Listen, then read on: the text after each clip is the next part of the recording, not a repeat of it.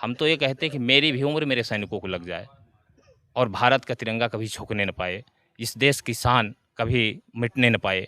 और इस समय हमारी उपस्थिति सुल्तानपुर ग्राम सभा सैयदपुर नवयुवा जी हैं, नेताजी हैं। हम इन्हीं से राजन जी नाम है जानना चाहेंगे कि 2027 में आपकी सरकार आएगी तो सबसे पहले मुद्दा क्या होगा नवयुवा के लिए, गरीब के लिए, पीडीए के लिए। सबसे पहले तो मैं आपका धन्यवाद देना चाहूँगा, आपके चैनल को धन्यवाद देना चाहूँगा कि आपने एक नौजवान से एक नौजवान के जोड़ने की बात कही है। तो आपने जैसा कि मेरा नाम बताया, तो वो अपना नाम बताने के लिए मैं बताऊंगा मेरा नाम राजवंत यादव है, राजन नहीं है, राजवंत यादव है। आपने कहा कि 2027 में यदि समाजवादी पार्टी की सरकार आती है तो नौजवानों के लिए क्या होगा। तो आप भी चूँकि युवा साथी हैं तो आपसे कहने में कोई झिझक नहीं है मुझे। सबसे पहले नौजवान साथियों की जो ज़रूरत है, रोज़गार की ज़रूरत है, नौकरी की ज़रूरत है। यदि समाजवादी पार्टी की सरकार 2027 में आती है तो सबसे पहले जो बीटीसी के लोग हैं, बीएड किए हुए लोग हैं, या जो हमारे सेना में जाने के इच्छुक लोग हैं। सेना की बात कर दी है, जो ये अभी अग्निवीर योजना सरकार की तरफ से निकाली गई है, इसके विषय में क्या आपका बदलाव रहेगा कि सेम यही फंडा रहेगा? नहीं, इसमें बदलाव की ज़रूरत है। बदलाव की ज़रूरत इसलिए है कि चूँकि नवयुवकों के साथ एक छलावा सा हो रहा है। एक बच्चा जब वयस्क होता है और अवयस्कता की स्थिति में जब वो सेना के बारे में जानता है तो उसमें एक ऊर्जा पैदा होती है। आप नौकरी करके, रोज़गार करके आप पेट पाल सकते हैं, लेकिन एक सैनिक बनने का जो जज्बा होता है, जब आपको ये सामने कोई सेना का व्यक्ति होता है तो आप में भी एक सम्मान उसके प्रति जगता है। व्यापार कोई कर ले, कोई भी व्यवसाय कोई कर ले, कहीं से भी धनार्जन करके अपने रिश्तेदार का, अपने घर का पालन पोषण कर ले, वो सम्मान संभवतः हम आप नहीं दे पाते हैं जो एक सैनिक को देते हैं। और हर नौजवान ये चाहता है कि सबसे पहले कोई ऐसा कार्य किया जिससे हमारे भारत का, हमारे देश का और इस मातृभूमि का नाम हो, और अपने मातृभूमि के निछावर होने के लिए अपनी पूरी जवानी लगा देता है। और आप अनुभव कीजिए, महसूस कीजिए कि जो व्यक्ति अपनी पूरी जवानी देश की रक्षा के लिए लगाना चाहता हो, उसको केवल साल 2 साल का समय दिया जाए और फिर उसको छोड़ दिया जाए, कहीं कि ना रह जाए वो, तो कहीं ना कहीं उसके साथ धोखा है। इसलिए मैं चाहता हूँ कि जब भी हमारी पार्टी की सरकार आएगी, और हम केंद्र सरकार से भी यह मांग करते हैं कि नौजवानों के साथ छलावा का काम न करें, उनके मान और स्वाभिमान सम्मान के प्रति खिलवाड़ करने का काम न करें। उन्हें जो जिस तरह पहले सेना में व्यवस्था थी उस तरह से उनको रखा जाए, जिससे उनका परिवार अपने आप को छलाना महसूस करे। इस समय सुल्तानपुर वर्तमान सांसद राम भुआल निषाद जी हैं। जनता लगातार उनके प्रति विरोध प्रदर्शन कर रही है, इसके विषय में क्या कहना चाहेंगे? देखिए, जहाँ तक माननीय सांसद जी का विषय है तो वो बहुत बड़ा मुद्दा नहीं। माननीय सांसद जी आते हैं और जनता दरबार लगा करके, जनता दर्शन लगा करके वो जनता की समस्याओं का निराकरण करते हैं। और रही बात जन विरोध की जो बात कर रहे हैं, तो चूँकि समाजवादी पार्टी का पहला सांसद जनपद सुल्तानपुर में हुआ है, और जहाँ एक राजसी व्यवस्था बन चुकी हो और वहाँ लोकतंत्र आ जाए, लोकतंत्र की एक पहचान बन जाए, तो विरोध तो लाजमी है। विरोध करने वाले पीडीए के लोग नहीं हैं, वो कहीं ना कहीं साजिश करके समाजवादी पार्टी के नेता को बदनाम करने की एक साजिश है। और आप पता कर सकते हैं कि प्रत्येक माह माननीय सांसद जी डाक बंगले में आते हैं और उनके पुत्र प्रवीण निषाद जी आम जनमानस के बीच में गांव-गांव जा कर के जनता के दुख दर्द में शामिल होते हैं। आप पता करेंगे तो आपको पता चल जाएगी। लेकिन जब आपको विपक्ष के, सत्ता पक्ष के लोग मिलेंगे जिनको ये दर्द है कि जहां पर समाजवादी पार्टी का कोई सांसद नहीं हो पाता था और कैबिनेट मंत्री रह चुकी माननीय मेनका गांधी जी को हरा करके यहाँ सांसद राम भुआल जी हुए हैं, तो पेट में दर्द होना तो लाजमी है मित्र।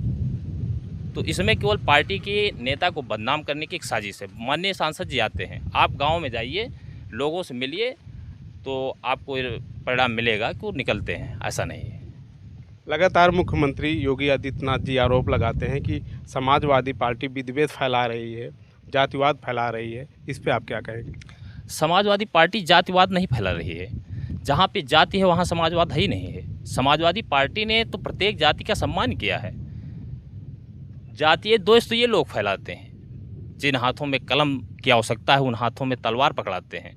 जिन हाथों में कलम के माध्यम से शिक्षा और दीक्षा का प्रसार और प्रचार होना चाहिए, वहाँ विभिन्न जातिवादी नारों के माध्यम से पीडीए के लोगों को परेशान करने का, डराने का प्रयास करते हैं, उनके मान सम्मान के साथ खिलवाड़ करने का प्रयास करते हैं। आप बताइए, जनता के द्वारा चुना गया सांसद समाजवादी पार्टी का, जो राज्यसभा सांसद हमारे हैं, अभी उनके ऊपर बताइए टायर से हमला हो रहा है।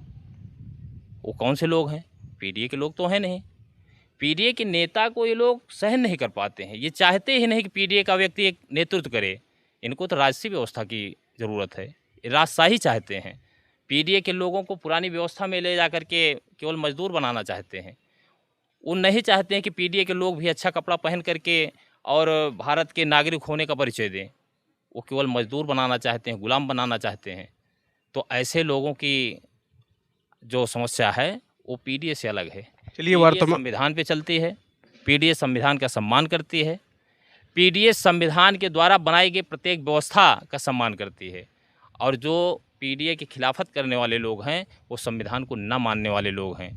आपने माननीय गृह मंत्री जी का एक सुना होगा एक बात, उन्होंने सदन में कहा था कि बाबा साहब के बारे में कहा था कि जितना आप भीम भीम कर रहे हैं, अगर इतना राम राम करते तो आप स्वर्ग चले जाते। तो माननीय गृह मंत्री जी को भी आपके चैनल के माध्यम से मैं कहना चाह रहा हूँ कि आप राम राम कह के स्वर्ग चले जाइए और मुझे भीम भीम कह करके मेरा अधिकार पा लेने दीजिए। बस इतनी शिक्षा हम लोगों की, पीडीए वालों की। स्वर्ग जाने की इच्छा नहीं है, संविधान की रक्षा करने की इच्छा है। संविधान की बनाई हुई व्यवस्था पे चल करके पीडीए के लोगों के सम्मान को बचाने की ज़रूरत है।